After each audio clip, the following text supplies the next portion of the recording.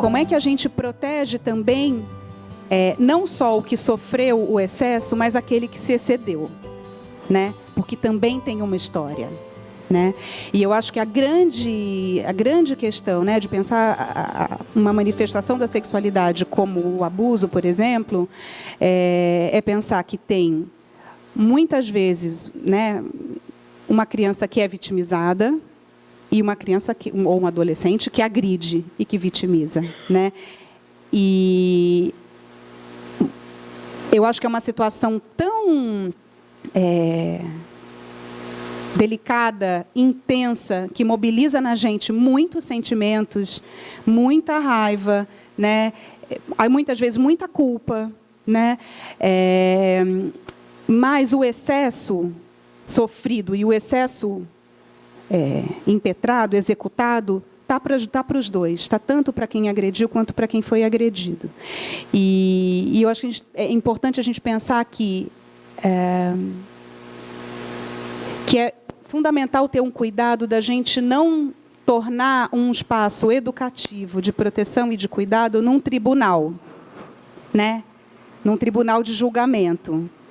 É claro que tem uma culpa, uma responsabilização, enfim, em relação ao que vai sendo feito, ou em relação ao que uma criança faz com a outra, e aí isso vai depender muito da diferença de idade entre uma e outra, da relação que se estabelece entre eles, mas, enfim, eu acho que é muito delicado a gente fazer do acolhimento um tribunal de julgamento, e aí a gente deixa de proteger quem precisa de proteção, que é tanto quem foi agredido como quem agrediu, né?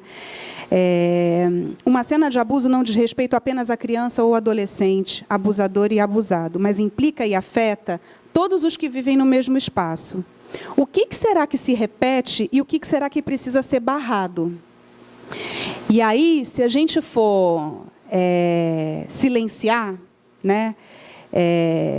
Se a gente não fala, se a gente transfere quem agride, né?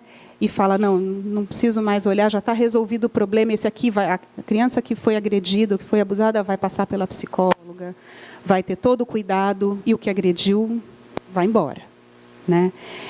E que muitas vezes sim é necessária a transferência, a mudança, mas muitas vezes o silenciamento, ele convoca a explosão. Então, quando eu estava recuperando a ideia da história, eu estava me referindo a isso, né? Quando explode alguma coisa na casa, eu estou falando aqui do abuso como um exemplo, mas acho que tem várias explosões, muitas vezes, nas casas, né?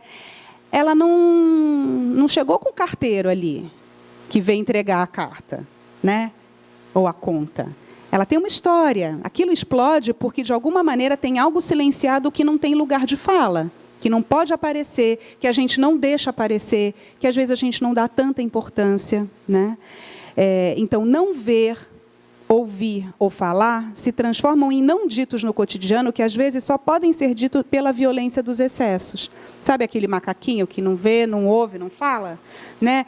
E muitas vezes é interessante porque acho que tem uma questão que convoca a equipe e que é muito difícil, porque a gente tende sempre a encontrar quem foi o culpado, quem deixou isso acontecer, né?